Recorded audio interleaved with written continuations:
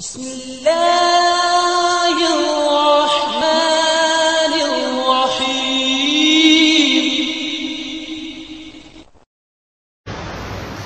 وعلى آله وأصحابه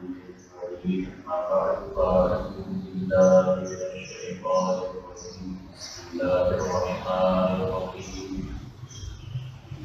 قال الله تبارك وتعالى في سورة البقرة الله ولي الذين آمنوا يخرجهم من الظلمات إلى النور والذين كفروا أولياءهم الطاغوت يخرجهم من النور إلى الظلمات صدق الله العلي العظيم صدق رسوله الكريم سارے انعام کا تذکرہ اور کچھ طبیعتیں ایسی ہوتی ہیں کہ وہ انعام اور ثواب سن کر بھی مائل نہیں ہوتی ہیں، تو پھر اللہ تعالیٰ وہ سخت طبیعتوں کے لیے اپنے عذاب کو ذکر فرماتا ہے کہ اگر تم نے میرے حکم سے روگردانی کی اور سخت نظر کیا کھلا نتیجے کا تم نے سامنا کرنا ہوگا، تو پھر اس طرح کی سخت طبیعتیں جو ہیں وہ اللہ کے عذاب سے ڈر کر اس طرف مائل ہوتی ہیں، اور بہت بدنصیب ہوتا ہے، وہ بدبخت ہوتا ہے کہ جو ان تمام چیزوں کو سن کر بھی اللہ کے حکم کی قدر اپنے اندر پیدا نہ کر سکے۔ اور عوام الناس کا حال ایسا ہی ہے کہ اللہ رسول کا حکم ہے نماز ادا کرنا لیکن مسجدیں خالی ہیں، اللہ رسول کا حکم ہے روزہ رکھنا لیکن یہ آپ کو شہروں میں اپنے اطراف میں نظر آتا ہے روزے رکھتے ہوئے لوگ، کراچی شہر میں ذرا عبادت اور رضوان اللہ کی توفیق سے اس کے فضل سے ہے، لیکن کراچی میں بھی بہت سارے ایسے مقامات ہیں کہ جہاں پر لوگ بالکل بھی روزہ نہیں رکھتے، حج کے سلسلے میں کوتاہی، اسی طرح سے دیگر گناہوں کے سلسلے میں بالکل کوئی پرواہ نہیں کرتے ہیں۔ اگر کسی کو آپ کوئی بات بتا دو، جیسے کہ تندور پہ بیٹھا ہوا شاید سے اگر اس کو کہہ دو کہ بھائی یہ آپ نے جو پیر کھلے رکھے ہیں یہ گھٹنے تو صدر میں داخل ہیں اور ان کو چھپانا فرض ہے، اور اگر یہ ظاہر ہو رہے ہیں تو آپ گناہ کے مرتکب ہو رہے ہو۔ اسی طرح ناک کے نیچے سے صدر شروع ہو جاتا ہے، مرد کا وہ چھپانا ہے، لیکن آپ کسی کو کہہ کے بتا دو، یا تو وہ بالکل پرواہ نہیں کرے گا یا کچھ بول دے گا آپ کے سامنے سے، بھائی جاؤ اپنا کام، ہم اپنا ہی کام کر رہے ہیں، اس لیے کہ اللہ اور اس کے رسول نے ہمیں اس بات پر معمور کیا ہے کہ بھلائی کی بات لوگوں تک پہنچائیں۔ بعض لوگوں کو معلوم نہیں ہوگا، وہ عمل کرنا چاہتے ہیں، پتہ نہیں ہوتا، لیکن اکثریت ایسی ہوتی ہے کہ بس وہ گویا کہ انہوں نے اپنے طرز پر زندگی گزارنی ہے، جیسا ان کے دین میں آیا ویسا انہوں نے کرنا ہے، اور اکثریت کا یہی حال ہے۔ اور آپ اگر اس کا سبب جاننا چاہیں تو نہ گھر میں کوئی تربیت دین کی پائی جاتی ہے، اور نہ ہی باہر جیسے انسان شعور حاصل کر کے گھر سے باہر قدم رکھتا ہے، باہر کے وہی ماحول ہے، تو کوئی ایسا سپورٹنگ ماحول نہیں ہے جو اس کو دین کی تعلیم کے سلسلے میں تعلیم میں ڈھال سکے اور اس کی اہمیت کو اس کے اندر پیدا کر سکے، جس کی وجہ سے اس کو آخرت کی تیاری کا کوئی جذبہ پیدا ہو۔ بہت بری حالت ہے۔ بہرحال ہمیں غور کرنا چاہیے کہ ہماری جو ذمہ داری ہے اس سلسلے میں ہم اس سے عہدہ برتاؤ ہو رہے ہیں یا نہیں، کیونکہ ہمیں اپنی قبر میں جانا ہے اور اپنا جواب اللہ تعالیٰ کو دینا ہے۔ اللہ تعالیٰ نے اس آیت مقدسہ جو میں نے تلاوت کی سورہ بقرہ کی آیت ہے، اللہ ولی الذین آمنوا، اللہ ایمان والوں کا دوست ہے، مددگار ہے، کارساز ہے۔ کیا کرتا ہے؟ یخرجہم من الظلمات الی النور، وہ کفر کے اندھیروں سے ظلمتوں سے انہیں نکال کر ہدایت کے نور میں ایمان کے نور میں داخل کرواتا ہے۔ سوال یہ پیدا ہوتا ہے کہ اللہ تعالیٰ فرما رہا ہے اللہ ولی الذین آمنوا، اللہ ایمان والوں کا دوست ہے اور وہ انہیں ظلمتوں سے نکال کر نور میں داخل فرماتا ہے۔ ایمان کی نور ہے، وہ تو پہلے ہی نور میں داخل ہو چکے ہیں اللہ کے فضل سے، وہ ایمان والے ہیں، تو اب اللہ تعالیٰ کا یہ دوست ہونا، یہ ولی ہونا، یہ اللہ کا ایمان والوں کا مددگار ہونا ان کے حق میں کس طرح سے پایا جاتا ہے؟ اس طرح پایا جاتا ہے ایمان والوں کے حق میں کہ اللہ ایمان والوں کا مددگار ہے، انہیں ظلمتوں سے نکال کر نور میں لے کر آتا ہے۔ یعنی جب بندہ اللہ تعالیٰ کی صفات میں غور و تفکر کرتا ہے اور اس کی پہچان پیدا کرتا ہے تو اس میں جھکاؤ اس کی طرف بڑھتا چلا جاتا ہے، اور جس طرف جھکاؤ بڑھتا چلا جائے پھر محبت پیدا ہوتی ہے پہچان کی وجہ سے، اور اس محبت کی وجہ سے انسان اللہ کی فرما برداری کرتا ہوا دکھائی دیتا ہے۔ تو اللہ تعالیٰ ایمان کے بعد اگر ہم اللہ کی صفات پر غور کر کے اس کی پہچان پیدا کریں تو اس پہچان کی وجہ سے ہمارا مکمل جھکاؤ اللہ کی طرف ہو جائے گا۔ جیسے کہ ہم خارج میں کمال دیکھتے ہیں، بھائی کوئی اچھا کاریگر بتاؤ، اچھا میکینک بتاؤ، اچھا ڈاکٹر بتاؤ، اچھا آرکیٹیکٹ، اچھا تلاش کر رہے ہوتے ہیں تاکہ اس شخص میں موجود اچھائی اور کمال سے ہم اپنے لیے فائدہ حاصل کر سکیں۔ اللہ تبارک و تعالیٰ ہر صفت کمال کا جامع ہے، وہ تو کمال ہی کمال والا ہے۔ تو جب انسان اس کے کمالات کی پہچان حاصل کر کے اس کی معرفت حاصل کرتا رہتا ہے، اس کو جتنا پہچانتا چلا جاتا ہے اس کا جھکاؤ اس کی طرف بڑھتا چلا جاتا ہے۔ تو عالم سے کرتی ہے بیگانہ دل، عجب چیز ہے لذت آشنائی۔ یہ آشنائی اگر حاصل ہو جائے تو عالم سے بیگانہ ہو جائے گا، انسان بے پرواہ ہو جائے گا اور اللہ ہی کی طرف جھک جائے گا۔ اللہ تعالیٰ ایمان والوں کی مدد اس طرح سے فرماتا ہے کہ بندہ ایمان لانے کے بعد اللہ تعالیٰ کی صفات کمال میں غور کر کے جتنا اس کو پہچانتا چلا جائے گا۔ اسی لیے آپ غور فرمائیں کہ اللہ تعالیٰ قرآن میں کوئی مضمون بیان فرماتا ہے اور اس مضمون کے اختتام پر اپنے دو کمالات ذکر کر دیتا ہے، واللہ واسع علیم، خرچ کرنے کی ترغیب دلائی، خرچ کرنے کا حکم دیا، اور آیت کے اختتام پر فرما دیا واللہ واسع علیم، اللہ تعالیٰ بہت وسعت والا ہے، علم والا ہے۔ تو اللہ تعالیٰ کی دو کمالات کے ذکر کرنے کا کیا فائدہ ہے؟ یہاں پر کیا اللہ تعالیٰ چاہتا ہے؟ کبھی سوچا، کبھی غور کیا کہ اللہ کے ان کمالات پہ غور کرنے سے اللہ کی ذات کی طرف جھکاؤ بڑھ جائے گا، اس پر بھروسہ اور توکل بڑھ جائے گا، اور سابقہ جو مضمون بیان کیا گیا ہے اس پر انسان اپنے قوت عمل پائے گا اپنے اندر، کہ جب اللہ تعالیٰ نے خرچ کرنے کا حکم دیا کہ میرا مال ہے، میرا مال مانگ رہا ہے، اللہ وہ چلا جائے گا، خرچ ہو جائے گا، میں کیوں دوں؟ اللہ فرماتا واسع علیم، اللہ وسعت والا، اس کے خزانے بھرے پڑے ہیں، پہلے بھی اسی نے دیا ہے، اب اس خرچ کردہ میں سے کچھ مانگ رہا ہے اور اس کے بدلے میں کئی گنا اضافے سے دینے کا وعدہ فرما رہا ہے، تو وہ کتنا دے دے گا تو اس کا خزانہ ختم ہو جائے گا؟ فرمایا یہ سوچو بھی مت، وہ وسعت والا ہے، وہ جب سے اس نے کائنات بنائی ہے لوگوں کو تقسیم ہی کرتا چلا آ رہا ہے۔ حضور نے حدیث پاک میں بیان فرمایا کہ اللہ تعالیٰ نے کائنات بنائی اس وقت سے لوگوں میں تقسیم کرتا چلا آ رہا ہے، لیکن اس کے خزانے بھرے پڑے ہیں، اس میں کوئی کمی نہیں۔ تو جب اس کی صفت وسعت پر انسان کا یقین کامل ہو جائے تو پھر یہ انفاق بھی سبیل اللہ کے جذبہ بیدار ہو جائے گا، اور اس کی ذات پاک پر، اس کی صفت پر بھروسہ کرنے کی وجہ سے انسان اپنے محبوب مال کو اللہ کی راہ میں خرچ کرنے کے لیے تیار رہے گا۔ اسی طرح علیم فرمایا کہ تم جو کچھ خرچ کرتے ہو اللہ کو معلوم ہے، ایسا نہیں کہ اللہ سے کوئی چیز پوشیدہ ہے، یہ معاذ اللہ وہ بھول جاتا ہے، آپ نے تو خرچ کر لیا، پتہ نہیں اسے یاد کیے یا نہیں، معاذ اللہ نہیں، آپ بھول جاؤ گے، لیکن وہ بھولنے والا نہیں۔ اس کا مطلب یہ کہ آپ غور کریں کہ جب بھی قرآن عظیم کا مطالعہ کریں اس میں آپ کو اللہ تعالیٰ کی جو صفات قدیر ہے، علیم ہے، رزاق ہے، مختلف قسم کی جو خوبیاں اور کمالات اللہ ذکر فرماتا ہے اس میں ذرا غور کرنے کی کوشش کریں اور اس کی پہچان حاصل کرنے کی کوشش کریں۔ جب پہچان بڑھتی چلی جائے گی تو محبت بڑھ جائے گی، اور محبت بڑھے گی تو پھر فرما برداری آسان ہو جائے گی۔ انسان کمال کے پیچھے بھاگتا ہے نا، اللہ تعالیٰ سب سے زیادہ کمالات والا ہے، بلکہ ہر ایک کو کمالات عطا فرماتا ہے۔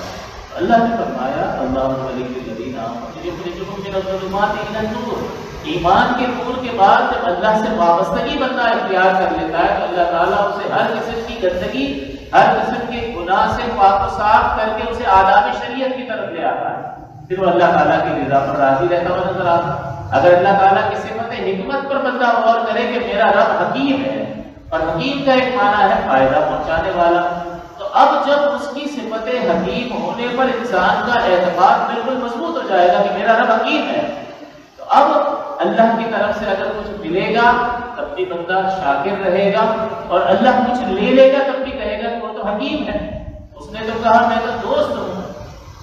تو اس کی ذات پاک پر بھروسہ جو ہے انسان کو بالکل مطمئن کر دے گا اور اللہ کی رضا پہ راضی نظر آئے گا۔ آپ نے دیکھا ہوگا کہ بہت سارے بزرگان دین کی زندگیوں میں بہت بڑے بڑے نقصان ہو گئے، پورا پورا گھر لٹ گیا، اولادوں کو قتل کر دیا گیا، خود انہیں قتل کر دیا گیا، لیکن بڑے مطمئن نظر آ رہے ہیں۔ یعنی سامنے موت نظر آ رہی ہے لیکن مطمئن ہے۔ ہمارا تو یہاں اگر فائرنگ ہو جائے تو چہرے پیلے پڑ جائیں گے، بلڈ سرکولیشن جو ہے وہ ڈسٹرب ہو جائے گا،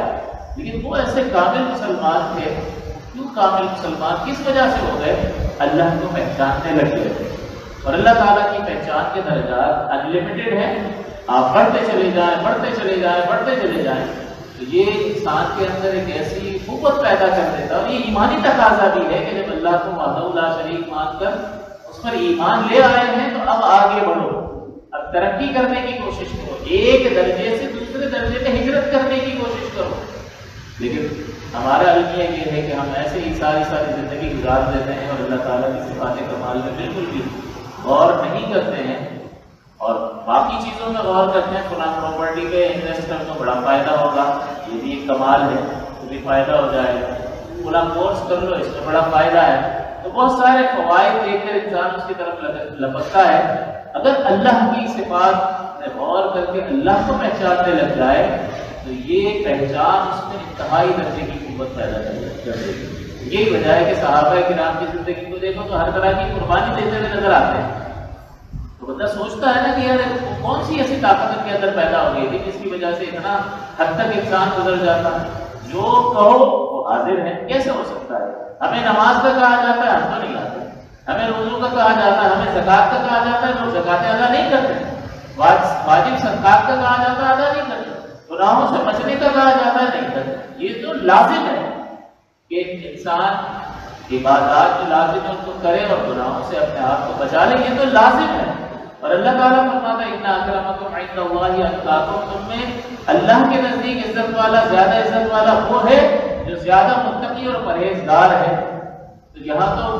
گناہوں میں ملوث ہے تو متقی بنا ہی نہیں، تو اگلے درجے پر کیسے پہنچے گا؟ اور کیا ہم میں کوئی شوق ہے کہ ہم اللہ سے دوستی کر لیں؟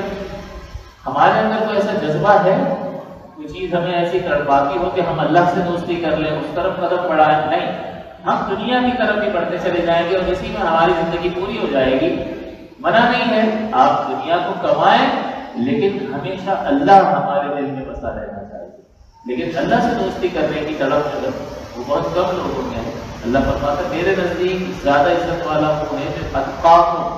اتقا اس میں تفضیل کا صیغہ ہے، ایڈجیکٹو جس کو انگلش میں کہا جاتا ہے، اس کی کمپیریٹو ڈگری ہے کہ دوسروں کے مقابلے میں زیادہ تقویٰ اور پرہیزگاری والا۔ یہ تو تقویٰ کوئی اختیار نہیں کرتا تو زیادہ آگے کیسے بڑھے گا؟ یہ تو تقویٰ اور پرہیزگاری نہیں۔ تقویٰ کس کو کہتے ہیں؟ فرض واجب سنت مؤکدہ کو ادا کرنا، حرام مکروہ تحریمی اور اطاعت سے بچ جانا، یہ شخص ہے متقی۔ پھر مستحبات پر عمل اور اس کے درجے کو بلند کرتا ہے، خلاف اولیٰ شبہات والی چیزوں سے بھی بچنا اور اس کے درجات کو بلند کرتا ہے۔ لیکن کس سے بڑی ہے اللہ سے دوستی کرنے کی؟ ہاں، اگر کوئی بڑے عہدے والا ہوگا اس سے دوستی کرنے میں فائدہ نظر آئے گا، یار کام نکل آئے گا دوستی کرنے، کبھی نہ کبھی بولے گا۔ خانے دار ہوگا، اس سے اگر کوئی جان پہچان ہو سکتی ہوگی، اس سے تعلق بنانے کی کوشش کریں گے۔ غرض یہ کہ انسان جو ہے وہ یہ سمجھتا ہے کہ یہ ابھی فوری طور پر جو فائدہ حاصل ہوتا ہے اس کو حاصل کرنے میں رغبت ہے، لیکن اللہ تعالیٰ قادر مطلق ہے، وہ دنیا بھی وہی چلا رہا ہے یا کوئی اور چلا رہا ہے؟ وہی چلا رہا ہے، وہی تقسیم فرما رہا ہے۔ اگر ہماری کوئی مدد بھی کرتا ہے تو اللہ ان کے دلوں میں ڈالتا ہے تو وہ مدد کرتے ہیں، ورنہ آپ نے اکثر ہوگا اوقات دیکھا ہوگا کہ اچھے ایسے دوست جو ہیں برا وقت آنے پر منہ پھیر جاتے ہیں، جن پر تکیہ رکھا ہوا ہوتا ہے کہ بھائی یہ برے وقت میرا ساتھ دے گا، لیکن اللہ تعالیٰ شاکر ہے، وہ قدردان ہے۔ اگر ہم اس سے تعلق قائم کرنے کی کوشش کریں تو وہ ہمارے افعال کی، ہمارے اعمال کی اور اس تعلق کی قدر فرماتا ہے اور درست فرماتا ہے۔ لیکن المیہ یہی ہے کہ ہماری دلچسپی بہت ساری دوسری چیزوں میں تو ضرور ہوتی ہے، لیکن اللہ تعالیٰ ہمارے دلوں میں نہیں بستا ہے۔ یہ توجہ کرنی چاہیے اس پر کہ اللہ کی پہچان بڑھائیں اور اس طرف اپنا جھکاؤ بڑھانے کی کوشش کریں۔ یہ تمہیدی کلام اس لیے کیا کہ اللہ تعالیٰ کے احکام کی قدر و منزلت کوئی بھی لوگوں کی نزدیک اب نظر اتنی آتی نہیں ہے۔ قربانی کے سلسلے میں بیان کیا جا رہا ہے، قربانی کے سب سے پہلے شرائط دیکھتی ہیں کہ کون سی شرائط ہیں کہ جو کسی شخص میں پائی جائیں تو قربانی واجب ہوتی ہے۔ یہ 4 شرائط ہیں: مسلمان، بالغ، مالک نصاب، ٹھیک۔ مسلمان کا بیان آپ کو کر دیا تھا، آسان سی بات ہے۔ اسی طرح بالغ کا بیان بھی کر دیا کہ جب کہہ رہے ہیں بالغ پر لازم ہے تو نابالغ نکل گیا، اور عاقل شرط نہیں ہے عقل مند ہونا، لہذا جو عقل مند نہیں ہے یعنی مجنون ہے اس کے پاس بھی اگر مال ہے تو اس کا ولی اس کی طرف سے قربانی کرے گا۔ پھر اس میں مقیم ہونا شرط ہوتا ہے، اگر کوئی مسافر ہے تو مسافر پر قربانی نہیں ہوتی ہے۔ اور سفر شرعی یہ ہوتا ہے کہ اپنے شہر سے جو ہے 92 کلومیٹر دور جانے کے ارادے سے اگر بندہ نکل جائے شہر کی حدود سے باہر تو وہ مسافر کہلاتا ہے۔ پھر جہاں منزل ہے وہاں منزل پر پہنچ کر 15 دن سے کم ٹھہرنے کی نیت ہے تو یہ اب بھی مسافر ہے۔ جیسے یہاں سے اگر حیدرآباد جا رہا ہے تو یہ کافی راستہ ہے، 170 سے زیادہ کلومیٹر ہے، 92 کلومیٹر سے زیادہ ہے، لہٰذا مسافر کہلائے گا۔ اور حیدرآباد میں پہنچنے کے بعد اگر یہ 15 دن سے کم رہنے کی نیت کرتا ہے تو اب بھی یہ مسافر ہے، لہذا ایسے شخص پر قربانی لازم نہیں ہوگی۔ تیسری چیز ہے بلکہ چوتھی چیز ہے مالک نصاب ہونا، یعنی مال کا ہونا۔ اس میں زکوٰۃ کے 4 قسم کے مال آپ کی خدمت میں ذکر کیے تھے: سونا، چاندی، روپیہ پیسہ اور مال تجارت۔ اس میں ایک اور چیز کا اضافہ ہو جاتا ہے کہ حاجت ضرورت اصلیہ سے زائد چیزوں کی مالیت بھی شامل کرنا ہوگی۔ دوسرا زکوٰۃ کا اور اس کا فرق یہ ہے کہ زکوٰۃ میں مال پر سال گزرنا ضروری ہوتا ہے۔ آج آپ کے پاس اگر 1 لاکھ روپے آ گئے تو 1 سال پورا جب گزر جائے گا اور آج کا دن آئے گا تب زکوٰۃ لازم ہوگی۔ اگر اتنے پیسے آپ کے پاس نصاب کے برابر ہیں تو اگر نصاب سے کم ہو گئے تو زکوٰۃ نہیں ہوگی۔ تو زکوٰۃ میں نصاب گزرنا یعنی سال گزرنا ضروری ہوتا ہے، لیکن قربانی کے معاملے میں مال پر سال گزرنا ضروری نہیں ہوتا۔ اور اس کے 3 دن ہیں: 10 ذی الحجہ کی صبح صادق سے لے کر 12 کی غروب آفتاب تک قربانی کا ٹائم ہے۔ تو اس ٹائم کے اندر یعنی یہ 3 دن اور 2 راتیں ہیں، اس میں جس کے پاس نصاب کے برابر مال آ جائے گا تو اس پر قربانی واجب ہوگی۔ سال گزرنے کی قید نہیں ہے۔ 1 دن پہلے پیسے نہیں تھے، 9 تاریخ کو اس کے پاس کچھ بھی نہیں تھا، لیکن 11 تاریخ کو اس کے پاس پیسہ آ گیا اور وہ مالک نصاب بن گیا، تو چونکہ ان 3 دنوں کے اندر پیسہ پایا گیا، مالک نصاب ہو گیا، لہذا قربانی اس پر واجب ہوگی، لازم ہوگی۔ تیسرا، یہ جو بالغ ہونے کا معاملہ ذکر کیا، اس میں شرط یہ ہوتی ہے، بلکہ یوں سمجھ لیں اس کی تفصیل یہ ہے کہ لڑکے کی عمر بلوغت کی 12 سے 15 سال ہے اور لڑکی کی 9 سے 15 سال ہے۔ 15 سال کی عمر میں چاہے آثار بلوغت ظاہر ہو یا نہ ہو، 15 سال کی عمر میں بالغ ہونے کا شریعت حکم لگا دیتی ہے، اور جب بالغ قرار دیتی ہے تو اس پر نماز بھی لازم ہو گئی، روزہ بھی لازم ہو گیا، اگر مالک نصاب ہے تو زکوٰۃ بھی دینی ہے، بالغ نصاب ہے تو اسے قربانی بھی کرنی ہے۔ اس کا مطلب یہ ہوا کہ 15 سال زیادہ سے زیادہ، 12 سال میں بھی بالغ ہو سکتا ہے، 12 سے 15 سال لڑکے کے لیے اور 9 سے 15 سال لڑکی کے لیے، لیکن 15 سال میں تو وہ بالغ ہو ہی گیا۔ شریعت یہ 15 سال میں حکم لگا دیتی ہے کہ تم بڑے ہو گئے ہو۔ یہاں ہم 40 سال میں ہو جاتے ہیں لیکن بڑے ہی نہیں ہو رہے ہوتے۔ سلی کوسچن، بالکل غسل کے سوالات پوچھیں گے اور بالکل آسان قسم کے سوالات کہ جو 7 سال کی عمر میں بچے کو سیکھ لینے چاہیے۔ حضور نے فرمایا 7 برس کا ہو جائے تو نماز کا حکم دو، اور 10 برس کا ہو جائے تو مار کر پڑھاؤ اور بھائی بہنوں کے بستروں کو الگ کر دو۔ تو 7 سال کا بھائی ابھی تو بالغ ہوا نہیں، بلوغت تو 12 سے شروع ہوگی لڑکے کی اور 15 تک بالغ ہوگا، اور لڑکی 9 سے لے کر 15، تو 7 سال میں کیوں بھائی؟ پہلے سے پلاننگ کرنی ہے نا، فیوچر پلاننگ۔ ایسا تو نہیں ہے کہ جس دن بالغ ہوا اس دن سارے مسائل بھی سیکھ لے گا اور پڑھنے بھی لگ جائے گا، بلکہ پہلے سے رغبت پیدا کریں گے، سکھائیں گے، اللہ تعالیٰ کے حکم کی قدر پیدا کرنے کی کوشش کریں گے، اور اس حکم عدولی کی صورت میں اللہ کی ناراضگی سے ڈرائیں گے، آخرت کا خوف دلائیں گے، عذاب قبر کا ذکر گھر میں ہوگا، جہنم کا ذکر گھر میں ہوگا، جنت کے فوائد کا ذکر گھر میں ہوگا، تو بچہ ماہر ہوگا۔ تو یہ فیوچر پلاننگ شریعت دے رہی ہے کہ 7 برس کا ہو جائے تو اس کو نماز پڑھنے کا حکم دو، لہٰذا والدین پر واجب ہے کہ نماز کا حکم دے۔ اگر والدین خود پڑھ رہے ہیں اور ساتھ پر ابھی تو چھوٹا ہے، صرف زبان سے بھی حکم نہیں دے رہے، ترک واجب ہے اور وہ گناہگار ہو گئے۔ اور واجب کا ایک بات کر کے آپ کو بتایا گناہ صغیرہ ہوتا، بغیر توبہ کے اصرار اگر کرنے لگ جائیں، عادت ہی بنا لی ہے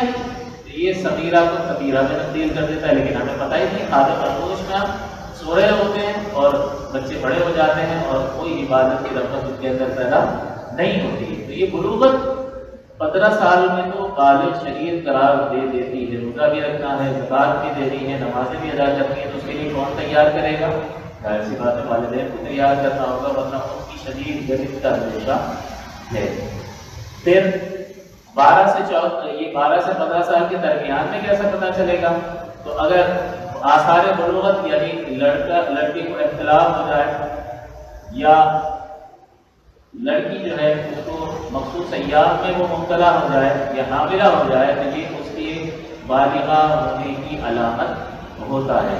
15 سال میں تو چاہے علامت ظاہر ہو یا نہ ہو وہ بالغ قرار پائے گا، لیکن اس سے پہلے یہ علامات ہے، لہٰذا اگر داڑھی نکل آئی اور کوئی علامت ظاہر نہیں ہوئی ہے تو یہ بالغ نہیں کہلائے گا۔ اسی طرح لڑکیوں میں جو سینے کا ابھار ہے وہ تو نظر آ رہا ہے، لیکن بلوغت کے جو شریعت نے معیار مقرر کیا ہے وہ ابھی نظر نہیں آ رہا ہے، تو ابھی لڑکی بالغ نہیں ہوئی ہے، لیکن 9 سال سے لڑکی بالغ ہو سکتی ہے، 9، 10، 11، تو اس سے پہلے جو اہتمام کرنا ہوتا ہے والدین کو کہ وہ انہیں دین کی طرف مائل کریں۔ اگر ایسا نہیں ہے تو پھر بڑی سخت گرفت کا اندیشہ ہے۔ پھر یہاں نصاب کو ذکر کیا کہ مالک نصاب ہو، مالک نصاب یہ آپ جانتے ہیں جو زکوٰۃ کا نصاب ہے وہی اس کا نصاب ہے کہ 7.5 تولہ سونا ہو اور کچھ بھی نہیں ہے صرف سونا ہی سونا ہے تو 7.5 تولہ ہوگا تو قربانی لازم ہوگی، یا سونا تو نہیں ہے چاندی ہے تو 52.5 تولہ چاندی ہونی چاہیے تو زکوٰۃ لازم ہوگی، یا روپیہ پیسہ ہے تو اتنا ہو کہ اس سے 52.5 تولہ چاندی خریدی جا سکتی ہو، جیسے آج غالباً 75,000 اس طرح سے کچھ بن رہے ہیں، تو آپ 1 تولہ چاندی کی قیمت معلوم کر کے 52.5 سے اس کو ضرب دیں گے، نیٹ پہ آ جاتا ہے، تو آپ ضرب دیں گے تو 52.5 تولہ چاندی کا ریٹ آ جائے گا، تو وہ ہی نصاب قرار پائے گا۔ تو اتنے کیش ہیں وہ قربانی واجب ہے، اور اگر اتنا مال تجارت ہے کہ جس کو بیچیں اور 52.5 تولہ چاندی خریدی جا سکتی ہو تو قربانی واجب ہوگی، مگر یہ کہ اس پر کوئی قرض نہ ہو، قرض ظاہر سی بات ہے مائنس کرنا پڑے گا، جب قرض مائنس کریں اور اس کے بعد اتنی رقم بچ جائے تو قربانی واجب ہوتی ہے۔ پھر تھوڑا سونا، تھوڑی چاندی، کچھ کیش پڑا ہوا ہے اور تھوڑا سا مال تجارت ہے تو سب کو ملائیں گے اور سب کو ملا کر دیکھیں گے کہ 52.5 تولہ چاندی کی رقم تک پہنچ جاتا ہے تو قربانی واجب ہوگی ورنہ نہیں ہوگی۔ اس میں یہ 4 چیزیں تو زکوٰۃ میں بھی ہیں، لیکن اس میں مزید ایک چیز کا اضافہ ہوتا ہے کہ حاجت اصلیہ سے زائد چیز، تو جیسے ہمارے پاس بہت ساری ایسی چیزیں ہوتی ہیں، اسپورٹس کا سامان ہے اور گیم کھیلنے کے لیے بہت ساری چیزیں ہوتی ہیں، وہ بھی قیمتی چیزیں ہوتی ہیں، اب ایسی شو پیس گھر میں رکھے ہوئے بہت سارے قیمتی قسم کے، تو یہ بھی حاجت اصلیہ سے زائد ہے، بلکہ اعلیٰ حضرت امام اہل سنت نے لکھا فتاوی رضویہ میں ہے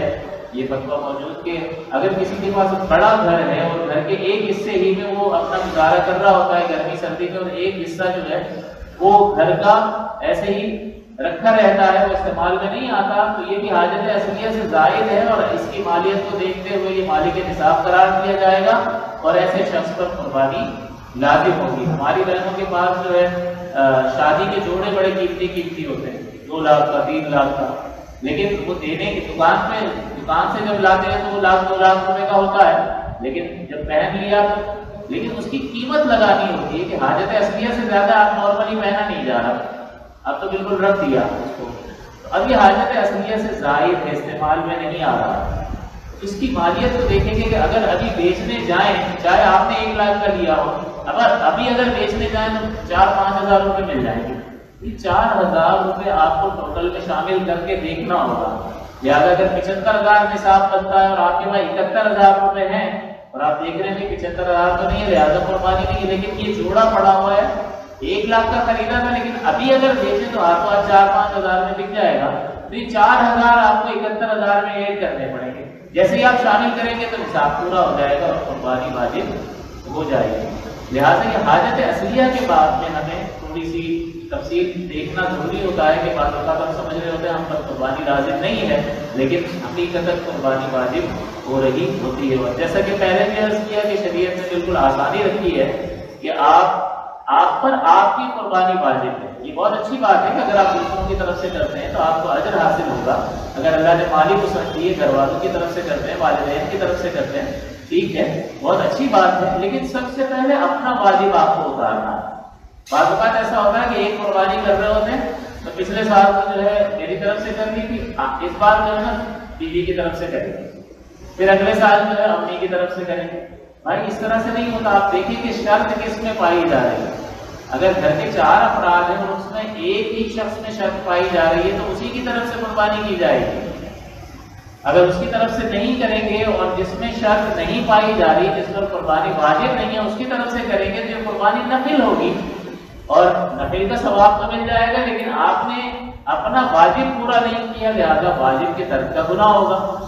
تو جس کو شریعت نے لازم رکھا ہے اس کو آپ بھی لازم رکھیں، اور اپنی عقل کا، اتنی موٹی سی عقل کا استعمال ان معاملات میں نہیں کرنا چاہیے کہ میرا دل یوں کرتا ہے، دل کرتا ہے تو اور پیسے ڈال دو، پھر ان کی طرف سے بھی کر دو اور اپنی طرف سے بھی کر دو۔ لیکن آپ یوں سمجھیں کہ شریعت کا معیار اولیت رکھتا ہے، شریعت نے جس پر لازم کیا وہ پہلے اپنے لازمی معاملے کو پورا کرے اور اس کے بعد وہ ظاہر کرتا ہے۔ اب آپ کو بتائیے ایک شخص جو ہے وہ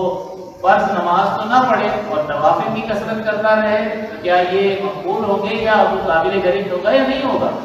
5 نمازیں نہیں پڑھ رہا ہے لیکن نوافل کثرت سے پڑھ رہا ہے۔ بھائی نوافل تو اوور ٹائم ہے، یہ تو ڈیوٹی کے بعد شروع ہوتا ہے۔ ایک شخص آپ کے پاس جاب کرتا ہے، آپ نے اس کو اکاؤنٹس کی جاب دی ہوئی ہے، وہ اکاؤنٹس کا کام نہیں کر رہا بلکہ فیکٹری کی مشینوں کی دیکھ بھال میں لگ گیا ہے۔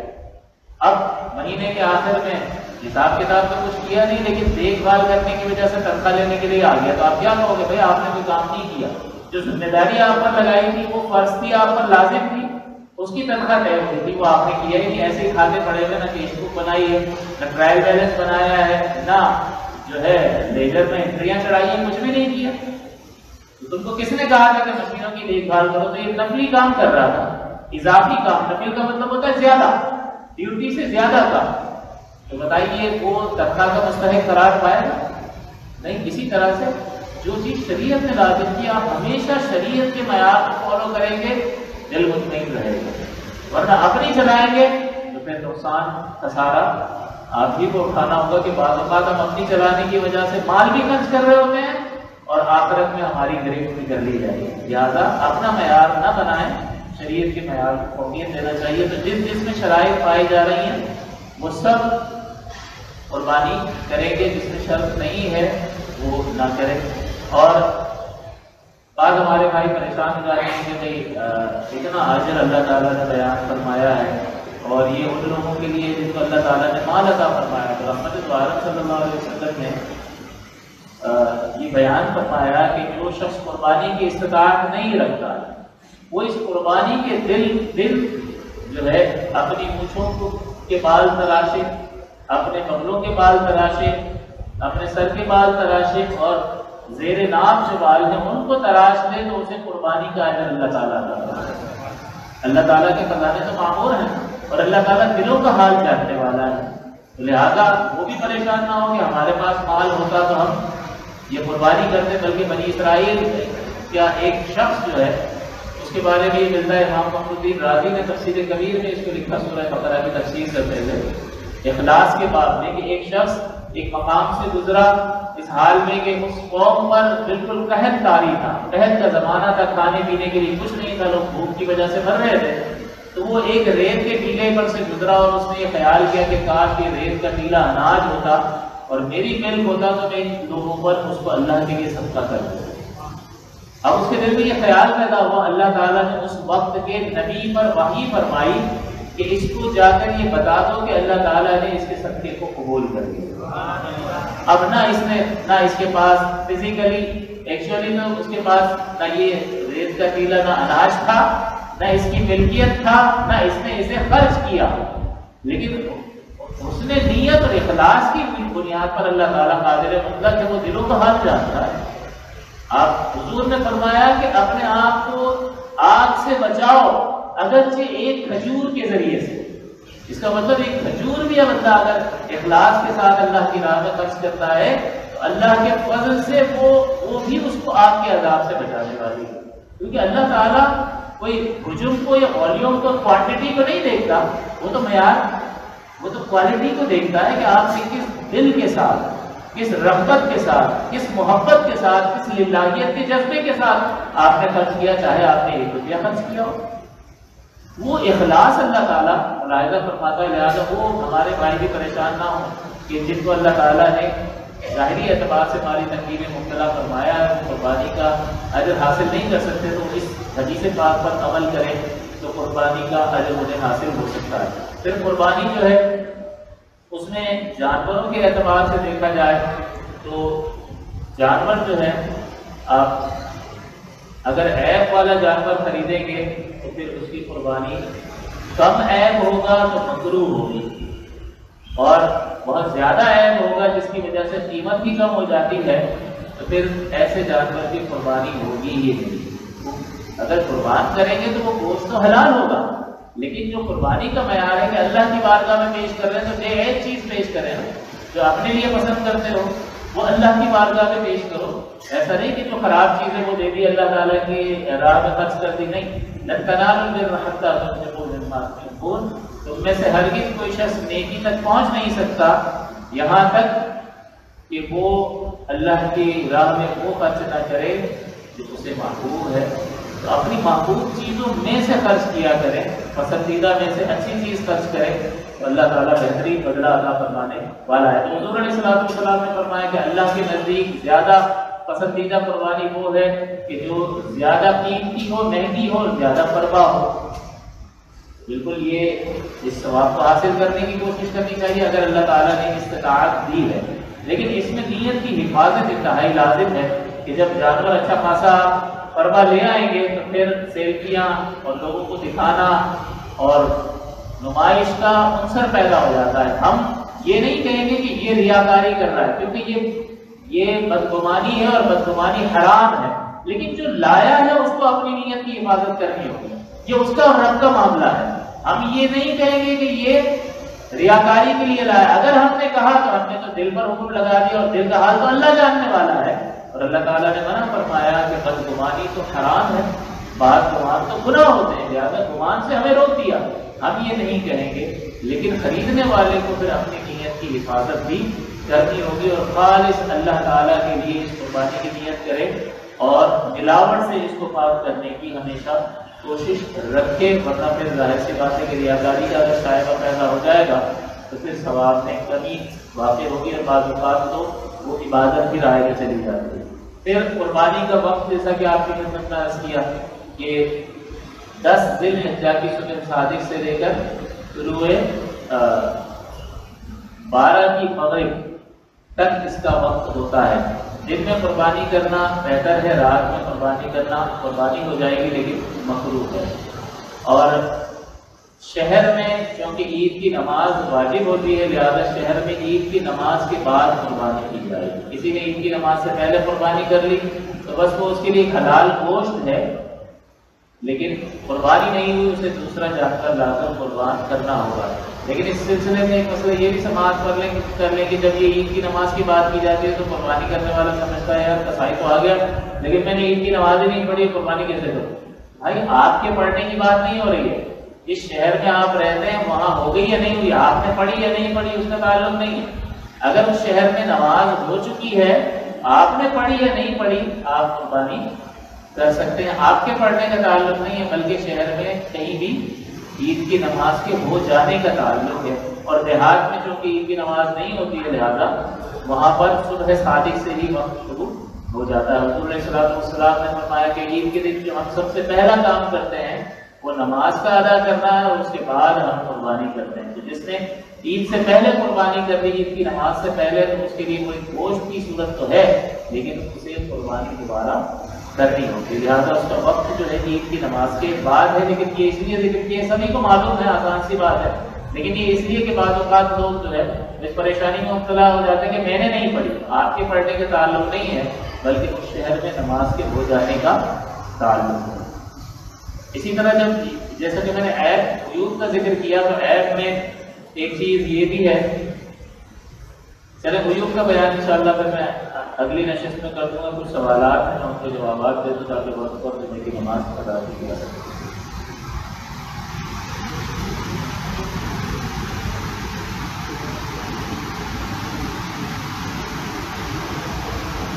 یہ کہہ رہے ہیں کہ گزارش عرض ہے کہ ایک مسئلے کی اصلاح چاہیے۔ اگر کوئی شخص کسی دوسرے سے یہ کہہ دے کسی بات پر کہ تو جانے تیرا اللہ عز و جل جانے، جملہ کفر ہے، یہ تو اللہ کے علم کی بات ہو رہی ہے، اللہ تو سب کچھ جانتا ہے، تو اللہ کے علم کی بات ہو رہی ہے، تو اس میں کفر کا کون سا پہلو ہے؟ اور جس شخص سے ڈسپیوٹ چل رہا ہے کسی معاملے پر، وہ کہہ رہا نہیں میں نے یوں کیا تھا، ٹھیک ہے بھائی تم جانو تم نے کیا تھا یا نہیں کیا تھا، تو اس میں کفر کا کوئی پہلو نہیں۔ کفر کہتے ہیں ضروریات دین میں سے کسی چیز کا انکار کرنے کو، یہ ضروریات دین کا انکار نہیں ہے۔ اللہ تعالیٰ کے علم کو مان رہا ہے، اللہ جانے، یوں نہیں کہہ رہا اللہ نہیں جانتا، وہ تو اللہ تعالیٰ کے علم کا اقرار کر رہا ہے، اس میں تو کچھ کفر کا پہلو نہیں ہے۔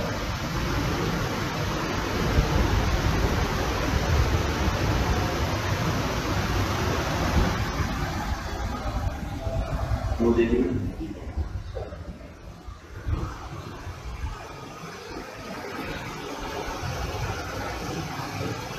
قربانی کے جانور کی وجہ سے گلی کو کنات لگا کر گلی بند کر دی جاتی ہے اور جانوروں کو دوڑایا جاتا ہے گلی کوچوں میں، اس وجہ سے بچے اور عورتیں زخمی بھی ہوتے ہیں، کیا یہ حقوق و لباس میں نہیں آتا کہ میری وجہ سے کوئی زخمی ہو جائے جبکہ نماز اور روزے سے زیادہ حقوق و لباس کی تاکید کی گئی؟ ایک بات تو یہ ہے کہ بھائی جانور لوگ جب شہر میں لائیں گے تو کہاں رکھیں گے؟ تو کسی مقام پر جانے کے اگر متعدد راستے ہوں تو کسی ایک راستے کو اس طریقے سے روک کر وہاں پر جانور باندھنا کہ لوگوں کو پریشانی نہ ہو، تھوڑا سا راستہ آنے جانے کا بھی رکھیں اور کچھ راستے پر جانور بھی کھڑے کر دیں۔ بعض اوقات بعض بلڈنگ میں پارکنگ کی جگہ ہوتی ہے، تو جہاں جگہ ہے وہاں تو پھر اجازت نہیں ہوگی کہ وہ راستہ عوام الناس کے لیے ہے، اس کو گھیرنا جائز نہیں ہوتا، لیکن اگر مجبوری کی صورت ہے تو اس میں اطراف کا خیال رکھتے ہوئے جانور باندھے جا سکتے ہیں۔ اور یہ دوڑانا اور یہ تو جانور کو اذیت پہنچانا ہے، یہ بالکل بھی جائز نہیں ہے، بلکہ جانور سے کسی طرح کا نفع بھی حاصل کرنا جائز نہیں ہے۔ اگر اس کا وہ دودھ دینے والا جانور ہے اور دودھ نکال لیا تو استعمال نہیں کر سکتے ہیں، بلکہ اسے صدقہ کرنا ہوگا۔ لہذا اگر اس کو کسی کو سوار کروا دیا اور پیسے دے دیے تو وہ پیسے استعمال نہیں کر سکتے، بلکہ اس پیسے کو صدقہ کرنا لازم ہے۔ لہذا یہ بالکل جائز نہیں ہے، اور کسی کو زخمی کر دینا یہ تو بالکل حقوق العباد میں آتا ہے، اور یہ حرام گناہ ہے، کبیرہ کے بندے میں آئے گا اگر کوئی زخمی ہو جائے اس کا اندیشہ ہو۔ اور جانور ہے، آپ جب دوڑائیں گے تو وہ کسی چیز کو دیکھے گا، مالی نقصان بھی کرتا ہوا جائے گا اور لوگوں کو بھی تکلیف پہنچائے گا۔ تو اگر کوئی شخص ایسا کرتا ہے تو اس کو توبہ کرنی چاہیے کہ ایک طرف جو ہے وہ یہی مسئلہ ہے کہ اپنی نیتوں کی حفاظت لوگ نہیں کر پاتے، اللہ تعالیٰ کی ایک لازم عبادت کو، ایک واجب کو پورا کر رہے ہیں، اور دوسری طرف اتنی قباحتیں پائی جاتی ہیں کہ جس کی بنا پر انسان بہت سارے جرائم کا ارتکاب کر رہا ہوتا ہے۔ لہٰذا بالکل اس سلسلے میں توجہ کرنے کی ضرورت ہے۔ نکاح ہو گیا، رخصتی نہیں تو طلاق کی صورت میں لڑکی عدت نہیں کرے گی، جبکہ لڑکے کے انتقال کی صورت میں عدت کرنا ہوگی، جبکہ دونوں نے خلوت میں رات نہیں گزاری۔ پچھلے جملے میں جواب دیا تھا۔ اصل میں اس میں مسئلہ میں نے حکمت شاید ذکر کر بھی دی تھی کہ عدت اس لیے ہے کہ لڑکی حاملہ ہے یا نہیں ہے یہ پتہ چل جائے، اس کو کہتے ہیں استبراء رحم، کہ رحم جو ہے وہ حمل سے بری ہے۔ اس استبراء کو کہ برات کو طلب کرنے کے لیے انتظار کیا جاتا ہے اور عدت کی جاتی ہے۔ تو جب رخصتی ہی نہیں ہوئی ہے تو طلاق کی صورت میں عدت نہیں ہوگی، لیکن شوہر کی وفات کی صورت میں اگر رخصتی نہیں ہوئی تو عدت اس لیے لازم ہے کہ اللہ تعالیٰ نے شوہر کو ایک نعمت قرار دیا، اور جہاں عدت جو ہے وہ رحم کے حمل سے بری ہونے کے لیے کو جاننے کے لیے یہ پیریڈ گزارا جاتا ہے، وہیں اللہ تعالیٰ کی نعمت کے چھن جانے کے سوگ میں بھی یہ عدت گزاری جاتی ہے۔ تو اس کی دو وجوہات ہیں، تو اللہ تعالیٰ نے شوہر کو نعمت قرار دیا اور اس نعمت کے چھن جانے پر 4 ماہ 10 دن کا سوگ منانے کا حکم دیا۔ تو اس سوگ کے اعتبار سے کہ نعمت جاتی رہی ہے، اس نعمت کے چھن جانے کی وجہ سے اگرچہ رخصتی نہ ہوئی ہو، شوہر کے انتقال کی صورت میں 4 ماہ 10 دن کا وقفہ کرنا ہوگا، عدت گزارنی ہوگی۔ اور اللہ تعالیٰ نے یہ نہیں فرمایا کہ کوئی متقی اور پرہیزگار شوہر ہو تو عدت کرنی ہوگی، ورنہ چرسی موالی ہو، خیال رکھتا ہو نہ رکھتا ہو، خیال رکھنے والے کی عدت ہوگی، نہ رکھنے والے کی نہیں ہوگی، مارتا ہو تو عدت نہیں ہوگی، اور نہ مارتا ہو تو شوہر اللہ کی نعمت، ہر حال میں اللہ کی نعمت ہے، اور اس کے چھن جانے پر زوجہ کو عدت گزارنا لازم ہے، کیونکہ یہ نعمت ضائع ہو گئی، اب چاہے رخصتی ہوئی ہو یا نہ ہوئی ہو۔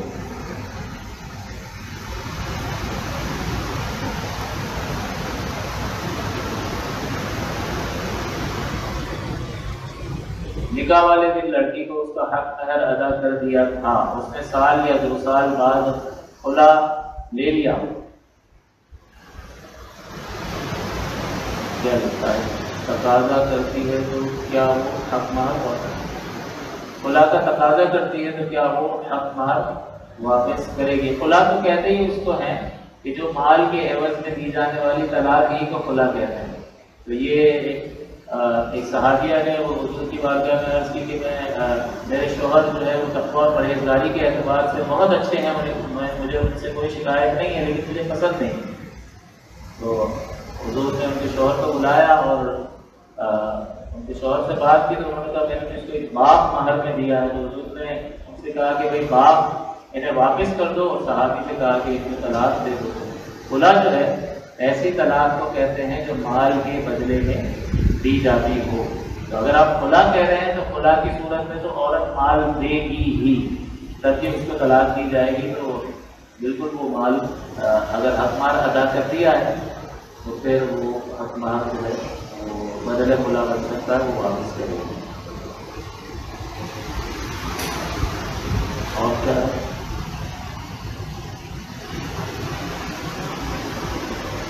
یہ سننے کا ایک امام صاحب جب بھی نماز میں سورۃ القدر پڑھتے ہیں لیلۃ القدر خیر من الف شہر والی آیت میں شہر کو کیا پڑھتے ہیں؟ شہر پڑھتے ہیں، اچھا، یعنی ساکن کو زبر پڑھ دیتے ہیں واضح طور پر۔ تو کیا اس زیر کی غلطی کا نماز کے صحیح ہونے پر کوئی فرق پڑتا ہے یا نہیں پڑتا؟ اور یہ ایک عام امام صاحب نے غلطی سے آگاہ کیا جبکہ پیچھے کھڑے مؤذن صاحب اور خادم وغیرہ بھی حافظ ہیں، نہیں یہ کہ تجوید کے حوالے سے جہاں را یعنی حرف را کو باریک پڑھنا ہو وہاں اکثر دفعہ موٹا کر کے پڑھنے سے بھی کیا نماز پر کوئی اثر پڑتا ہے یا نہیں پڑتا؟ دیکھیں تجوید جو ہے اس کے بعد قواعد لازم ہیں، جیسے حروف کا فرق تا اور سین اور صاد، اسی طرح تا اور قا، ایک میں فرق کرنا لازم اور ضروری ہے، ہا اور ہا، یہ لازم قواعد ہیں۔ اسی طرح حروف مدہ کے قواعد جو ہیں کہ الف سے پہلے زبر ہو تو اس کو تھوڑا سا کھینچ کر پڑھتے ہیں،